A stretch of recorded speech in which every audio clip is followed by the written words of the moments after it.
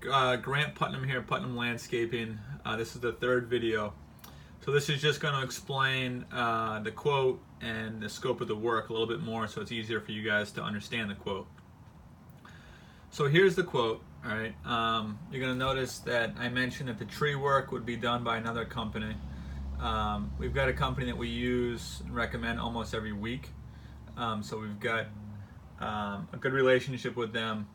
They'll do a good job and they're usually very competitively priced. All right, so if you're interested in the overall quote, overall scope of work, then the next step would be I could arrange for them to come down, take a look, and give you a quote on that.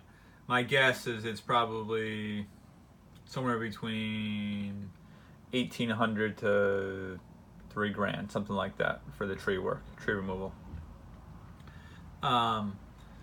So in regards to the masonry work, so here's a satellite image of your house. And we're starting here, just like it shows in video number 1. Goes to here, and then it stretches over 37 feet. So this first wall is curving with the driveway. But if we wanna have the wall adjacent to the driveway, then we have to decide whether or not we're taking out the Belgian block, which I think I'd probably recommend. And if we're doing that, then what we would do is we would saw cut the driveway. And we'd probably saw cut the driveway after we do the excavation. So then you have a clean line, but you have to be aware when you excavate down roughly 2 feet for the footing of the wall, it could undermine the asphalt, and the asphalt could crack along the edge. So, and that's unavoidable. If that happens, we could patch the driveway with asphalt patch or put in some actual asphalt. And then next year you could always seal the driveway. If you don't want to replace the whole driveway, you could just seal it, which basically means you're putting a coat on top of the driveway so it looks more consistent in color. All right, so, but I want to be upfront with you in regards to that. So the wall would start here, roughly 5 feet tall, because it's going to match the height of your existing wall. Then it's going to slope down to 3 feet tall and then carry 3 feet tall along this edge. And this is all going to be finished stone wall, which means you're going to have a finished face on the outer face of the wall and a finished face on the top. All right, so two sides, the outer side and the top of the wall will be finished, and it'll look similar to in aesthetics to what you have on your existing wall. All right. We would end up using this stone back here and mixing that in with new stone that we buy to make the wall, and that's all gonna be on top of a 2 foot deep footing, 6 inches being gravel, 18 inches being rebar reinforced concrete. You have to understand that a lot of guys, what they'll do is they'll quote it by just putting it on top of the grade with just some cement underneath it with no rebar. So it's a totally different scope of work, and that's why on the quote you're going to notice on page 1 at the bottom it talks about the foundation. That's something important to point out. If you don't do that right, then you're going to get a lot of cracking in the future, and it doesn't make any sense. Okay? So for the finished wall, these are the dimensions, and the total cost was $12,600 for that work. Okay, and it was $2,700 for the excavation of the footing and also installing the footing. So it's a $2,700 total for the footing on the wall. Page 2 deals with the boulder dry stack wall. So if you watch my video number 1, you're going to notice that from here, stretching through this side of the trees, not this side, but on this side of the trees, I was considering suggesting using a boulder dry stack wall with no cement in the core, because this wall would all have a cement core and a cement footing, concrete footing. This wall would be a dry stack wall, boulders more roughly stacked, more of a rustic looking. And the reason why I suggest that is because you can't see this face of the wall from the street, and it lower your cost significantly rather than having to build a finished wall stretching roughly, 22, 24 feet up this way. Because when you put the dirt in, you obviously have to create a level area, so there's a retaining wall that goes this way, and this way. So this 22, 24 feet, that would be boulder wall. and the cost associated on that was $16.50, and that was in the page 2 of your quote. Okay.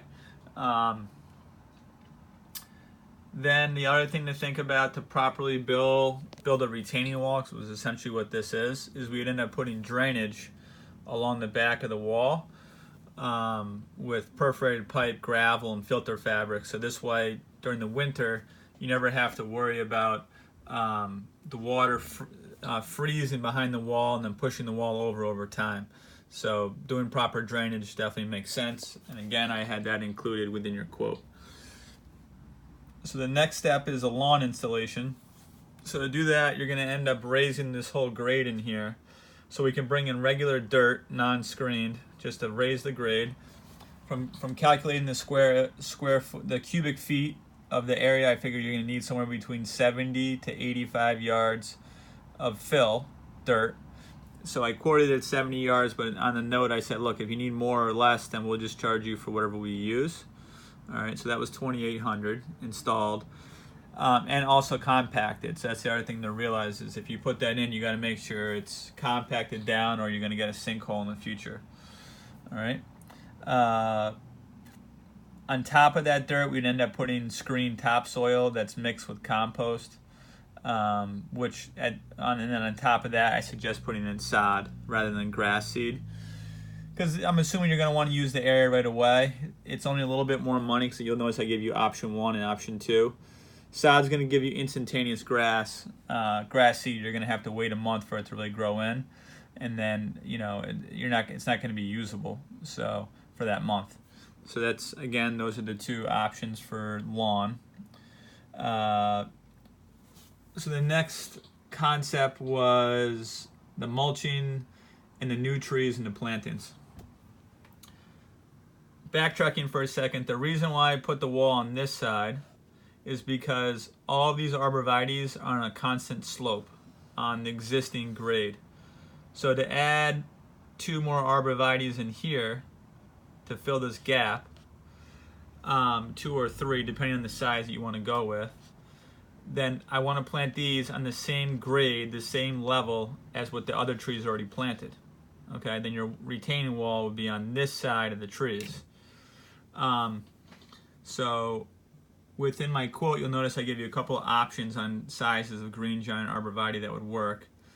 And then the other landscaping piece is along this 37 feet from here to here, which you mentioned you want to gain some privacy from looking at the neighbor and whatnot. So that we gave you a few options as far as what could work over here as well. All right, so within the quote, this stretches on to page number 3. Talks about, on page number 2 it talks about the mulch. Page number 3 it starts out with the French drain installed along the 37 feet.